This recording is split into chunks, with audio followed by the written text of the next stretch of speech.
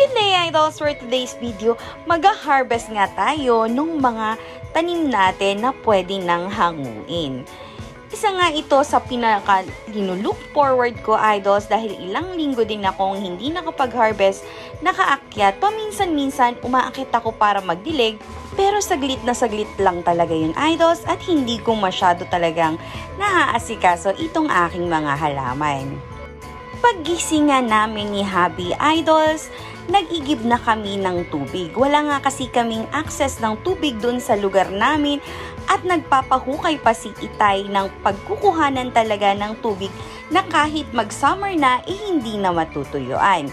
Meron kasi kaming balon, idols, pero hindi pa siya ganun kalalim at pag medyo umiinit na talagang natutuyuan siya, kaya dito kami pumupunta para makiigib at para mayroon akong pandilig doon sa aking mga halaman at syempre panglinis ng mga kulungan ng baboy ni Itay.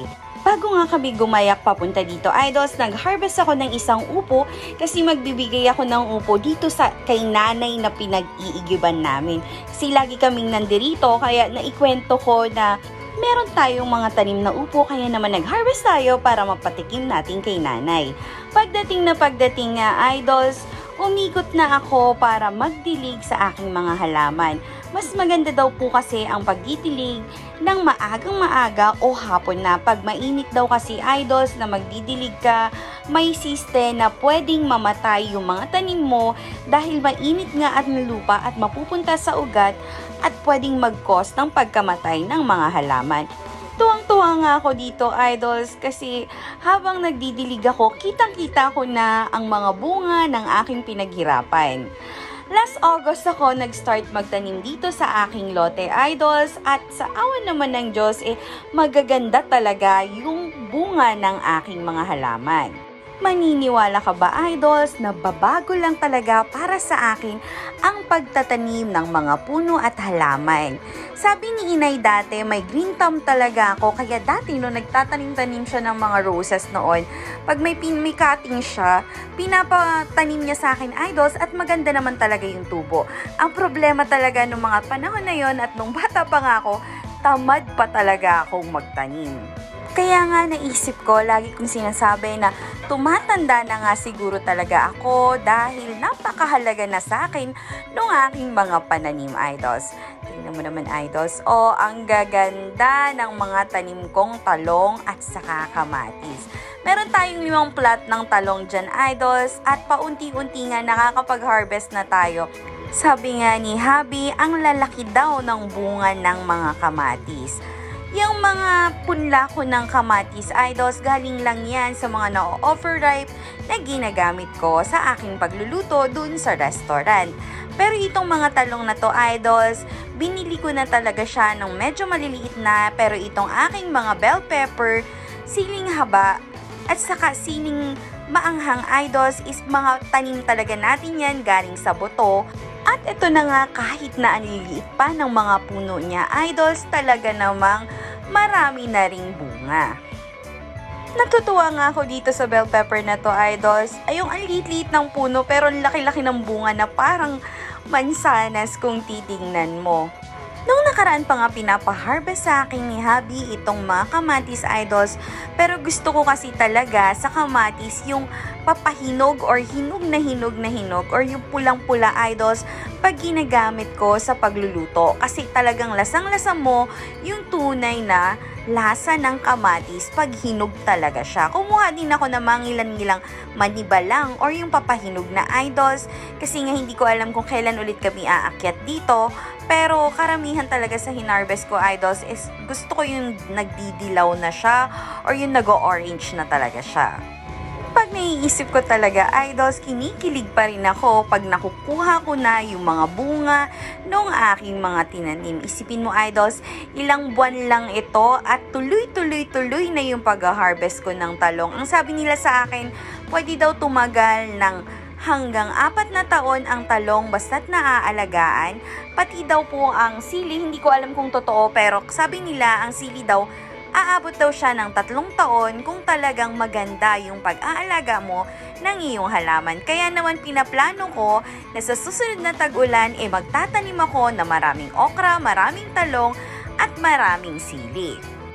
Kasi nga, kung ganun talaga yung itatagal o yung lifespan ng halaman idols, syempre matagal nating mapapakinabangan at syempre marami tayong mabibigyan at mapapatikman nitong ating mga tanim.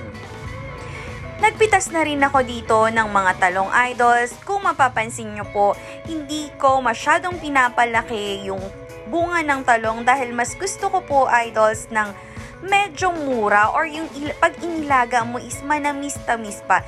Ewan ko ha, pero kasi Ilocano po kasi ako kaya mas gusto ko yung lasa ng talong na hindi masyadong, para sa akin masyadong matubig kasi pag medyo malaki na yung talong. Pero pag yung sakto lang po yung size niya, malalasahan mo talaga yung linamnam ng talong, lalo na nga at bagong pitas. Later, magtotorta tayo ng talong, idols. Minsan nga naiisip ko, idols, at nanghihitayang ako dahil last 3 years pa kasi nung mapunta sa akin itong lupang ito at last year ko lang talaga siya napagtaniman or napagfukosan ng oras dahil nga sa sobrang busy ko at hindi ko naman ine-expect na ito ang magiging happiness ko, lalo na nga pag nagha-harvest na ako nung mga bunga ng aking mga pinaghirapan.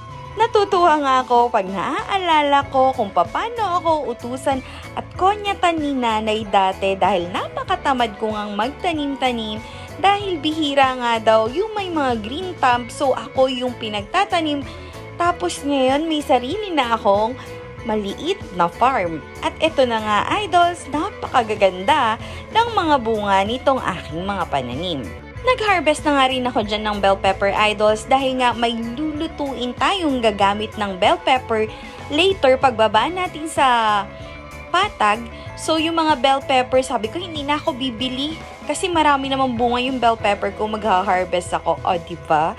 Libre na ang bell pepper ko idols, libre na rin yung mga ilang siling panigang na gagamitin natin. At isa pa nga sa kinatutuwaan ko niyan, idols, ayan kasing kawayan dyan na makikita mo is dati tinulus ko lang talaga siya kasi sabi ko gusto ko rin magkaroon ng kawayan kasi parang ang presko-presko pag may kawayan. Kung makikita nyo nga kasi idols, yung lote nila nanay, may mga malalago na kawayan sila. Sabi ko, gusto ko din sa lote ko may kawayan. Kaya naman, itinulus ko yan nung tag-ulan at ayan na nga, napakaganda na at napakayabong na nung kawayan. Ganun lang pala siya kadaling itanim, idols. Kaya pag nakikita ko nga itong aking mga tanim, I'm so proud of myself talaga, idols. Imagine yung si Kikay na napakatamad sa pagtatanim noon. Ngayon, marami na akong tanim na gulay. Saka puno, yung mga gulay ay na-harvestan na. At ito na nga idol, sumilong na ako dito sa ilalim ng aking puno ng upo dahil marami nga kasing bunga yung upo. Bale may harvest pa tayo bukod sa binigay natin kay nanay, may harvest pa tayong 2 upo pa ata. So kukunin na natin siya para naman mailuto rin natin mamaya for lunch. Marami na nga rin tayong napatikim o nabigyan nitong ating upo kasi parang napakasarap daw igulay kahit daw sardinas lang, masarap na. Yung iba nga daw ginigisa lang. Pero ako talaga paborito ko itong upo sa ginisang kamatis na may pusit, idols. Kaya naman may makakatikim na naman nung ating na-harvest na upo. At ito na nga yung ating mga na-harvest, idols. Nakapag-harvest tayo ng 2 upo at medyo marami-rami rin yung napitas nating kamatis, talong, bell pepper at siling haba, idols. Speaking of talong, matapos kami, idols, na mag-harvest at magdilig, dinorta ko nga itong talong kasi syempre mas masarap ito, manamis-tamis. Gumamit lang ako dito ng paminta, sibuyas, itlog.